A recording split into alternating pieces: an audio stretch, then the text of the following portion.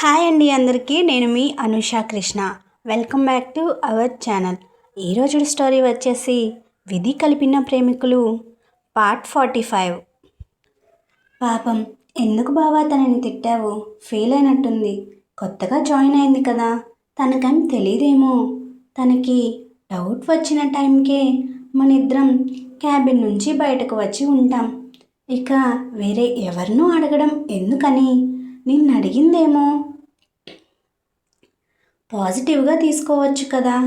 అందరి ముందు అంత గట్టిగా మాట్లాడితే పాపం ఆడపిల్ల కదా బావా అని అమ్ములు అంటుంటే, తన గురించి నీకు తెలిస్తే తన విషయంలో నువ్వు ఇంత సాఫ్ట్గా మాట్లాడవులే అని మనసులో అనుకుంటూ,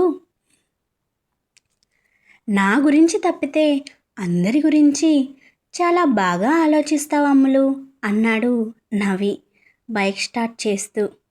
నీ గురించి నేను ఆలోచించట్లేదు అని నువ్వెందుకు అనుకుంటున్నావు బావా అని అడిగింది అమ్ములు. నేను నీకు ఎన్నిసార్లు ఐ లవ్ యూ చెప్పాను, నీకు గుర్తుందా? నువ్వు ఒక్కసారి కూడా నాకు ఐ లవ్ యూ అని తిరిగి చెప్పలేదు. పైగా నాన్న పెళ్ళికి ముహూర్తాలు పెట్టిద్దాం అన్నప్పుడు కూడా నిన్ను అడిగాను, నా మీద ఇష్టంతోనే చేసుకుంటున్నావా అని. ఒక్క మాట నువ్వంటే నాకు ఇష్టమే బావా అని చెప్పడం మానేసి, అత్తమ్మ వాళ్ళు చేద్దాం అనుకుంటున్నారు కాబట్టి చేసుకుందాం బావా అన్నావు. నీ నోటి నుంచి వచ్చే ఆ 3 ముక్కలు నాకెంత హ్యాపీనెస్ని కలిగిస్తాయో నీకు తెలుసు. కానీ నువ్వు చెప్పవు అని నవి అంటుంటే ముసిముసిగా నవ్వసాగింది అమ్ములు.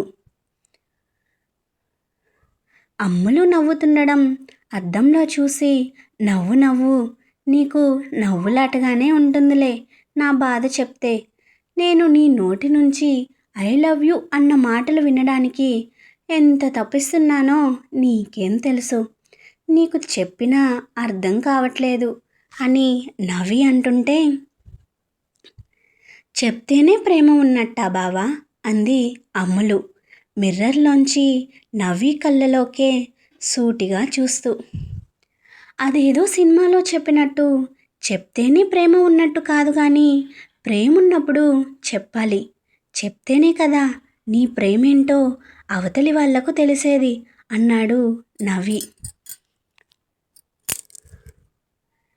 నువ్వు చేసే ప్రతి చర్యకి నా నుంచి సమ్మతమే వస్తుంది.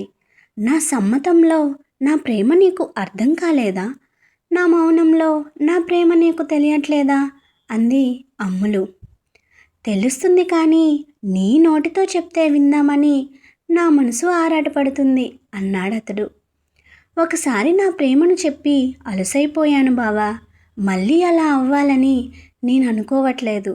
అందుకే నీకు నోటితో కాదు, నా చేతలతో నా ప్రేమని చూపిస్తున్నాను అంది అమ్ములు. జరిగిపోయిన దాని గురించి ఆలోచించొద్దు. ప్రెజెంట్ మన ఫ్యూచర్ గురించి ఆలోచించు. మన పెళ్ళి గురించి, ఇంకా పెళ్ళి తర్వాత జరగబోయే ఆ తంతు గురించి అన్నాడు నవి డీప్ వాయిస్లో. ఆ తంతంటే అని అయోమయంగా ఫేస్ పెట్టి అర్థం కానట్టు అడిగింది అమ్ములు. పెళ్ళి తర్వాత ఉంటాయి కదా అన్నాడు నవి అద్దంలో నుంచి అమ్ములు వైపు రొమాంటిక్గా చూస్తూ. పెళ్ళి తర్వాత అంటే సత్యనారాయణ వ్రతం ఉంటుంది, ఆ తర్వాత ఫస్ట్ నైట్ ఉంటుంది అని అమ్ములు అంటే, అదే ఆ ఫస్ట్ నైట్ గురించే ఆలోచిస్తున్నాను నేను అన్నాడు అమ్ములు వైపు రొమాంటిక్గా చూస్తూనే ప్రీతి వాయిస్లో. ఇంకా పెళ్ళే కాలేదు, నువ్వు ఇప్పుడే ఫస్ట్ నైట్ వరకు వెళ్ళిపోయావా అని అమ్ములు అంటే, అవును వెళ్ళిపోయాను. అయితే ఏంటిప్పుడు? మన ఫస్ట్ నైట్ కోసం నేను ఎంత ఈగర్గా వెయిట్ చేస్తున్నానో తెలుసా? ఆ రోజు నీకు అసలు నిద్రే ఉండదు. నా ప్రేమతో నిన్ను ఉక్కిరి బిక్కిరి చేసేస్తాను అని నవి అంటుంటే అమ్ములు బుగ్గలు ఎర్రమందారాలయ్యాయి నునుసిగ్గుతో. మాటల్లోనే మాల్ రావడంతో మాల్ ముందు బైక్ ఆపాడు నవి. ఇద్దరూ దిగి మాల్ లోపలికి వెళ్ళి షాపింగ్ చేస్తూ ఉన్నారు. అమ్ములుకి నవ్వి సెలెక్ట్ చేస్తుంటే నవ్వికి అమ్ములు సెలెక్ట్ చేస్తుంది. ఇక్కడే ఒక చిక్కు ప్రశ్న వచ్చి పడింది. అమ్ములు ఏమో బర్త్డేకి హాఫ్ శారీ తీసుకుంటాను అని అంటుంది. కానీ నవ్వి మాత్రం ఒప్పుకుంటే కదా, నాకు నిన్ను చీరలో చూడాలని ఉంది, నువ్వు చీరే తీసుకోవాలి అని నవ్వి అంటున్నాడు. ఇలా ఇద్దరి మధ్యలో వాదోపవాదాలు జరుగుతున్నాయి.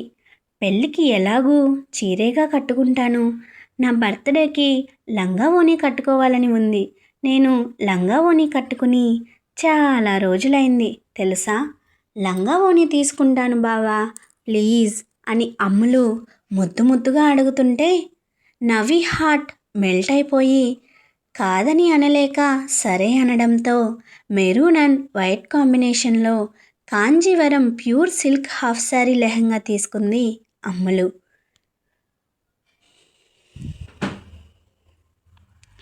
భువనేశ్వరి వాళ్ళ ఇంట్లోంచి వెళ్ళిపోయిన కొన్ని గంటల తర్వాత చిన్నగా తెల్లవారుతుండడంతో హాల్లో భిక్షు కోసం ఎదురు చూస్తున్న సుధాకర్, చంద్ర భిక్షు ఎంతసేపటికి రాకపోవడంతో చూడడానికని భువనేశ్వరి రూమ్ వైపు వెళ్ళగా రక్తపు మడుగులో పడి ఉన్న భిక్షు కనిపించడంతో అతనిని హాస్పిటల్కి తీసుకుని వెళ్ళి ట్రీట్మెంట్ చేయించారు. ఒకరోజు తర్వాత స్పృహలోకి వచ్చిన భిక్షు జరిగిందంతా చెప్పడంతో నిజం తెలుసుకున్న భువనేశ్వరి ఏం చేస్తుందో అని భయపడసాగాడు సుధాకర్. ఎందుకు అంతలా భయపడుతున్నావు, ఒక ఒంటరి ఆడది ఏం చేయగలదు, ఏమీ చేయలేదు, కొడుకు కూడా తనకి సపోర్ట్గా లేడు కదా అని భిక్షు అంటుంటే అనిరుద్ భువనేశ్వరికి సపోర్ట్గా లేకపోవచ్చు, కానీ నా గురించి నిజం తెలిసాక తను ఈ భూమి మీద బ్రతకడం అనవసరం అనుకుని చావుని ఆశ్రయిస్తుంది, కానీ ఆఖరి నిమిషంలో ఆగిపోతుంది. ఎందుకంటే భువనేశ్వరికి మాత్రమే తెలిసిన నిజం ఇప్పుడు జానకికి చెప్పాలని భువనేశ్వరి అనుకుని ఉండొచ్చు. అందుకని జానకి వాళ్ళ దగ్గరికి వెళ్ళి ఉండొచ్చు. అక్కడికి కనుక వెళ్తే నిజం చెప్పిన తర్వాత నా గురించి కూడా ఖచ్చితంగా త్రిలోక్కి చెప్తుంది అన్నాడు సుధాకర్. భువనేశ్వరి గురించి అతనికి పూర్తి అవగాహన ఉండడంతో వాడికి గనక నిజం తెలిస్తే నన్ను బతకనివ్వడు, అందుకే భువనేశ్వరి త్రిలోక్ జానకిని కలిసి నిజం చెప్పేలోపు మనం భువనేశ్వరిని ఈ భూమి మీద లేకుండా చేయాలి అన్నాడు సుధాకర్. భువనేశ్వరి అనే అడ్డంకి మన మధ్య లేకపోతే నీకు నాకు అడ్డెవరూ ఉండరు, నువ్వు నాతో పాటే నా ఫ్లాట్లో ఉండొచ్చు అని సుధాకర్ని సైడ్ నుంచి హక్ చేసుకున్నాడు చంద్ర.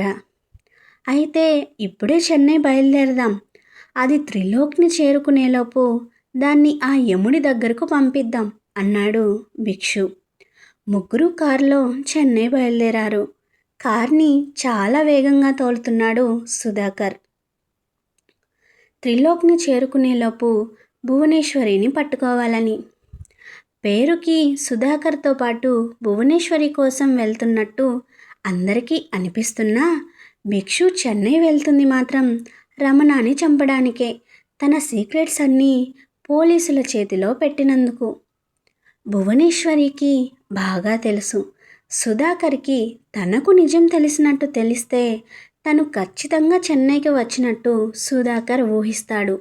తన మనసు సుధాకర్కి బాగా తెలుసు కాబట్టి అతనికి దొరకకుండా త్రిలోక్ని చేరుకోవాలి, ఎంత తొందరగా వీలైతే అంత తొందరగా అనుకుంటూ ముఖానికి కొంగు కప్పుకొని త్రిలోక్ గారి అడ్రస్ పట్టుకుని వెతుకుతూ ఉంది భువనేశ్వరి. అమ్ములు నవ్వి షాపింగ్ కంప్లీట్ చేసుకుని బిల్ కట్టేసి బయటకు వస్తూ ఉంటే ఫస్ట్ ఫ్లోర్లో శారీస్ సెక్షన్లో శారీస్ చూస్తూ కనపడ్డారు వంశీ, కవిత ఇంకా చక్రి.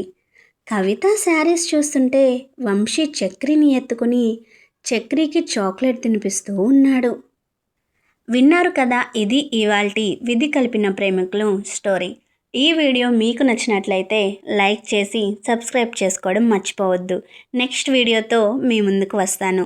అంతవరకు keep smiling. This is Anusha Krishna signing off.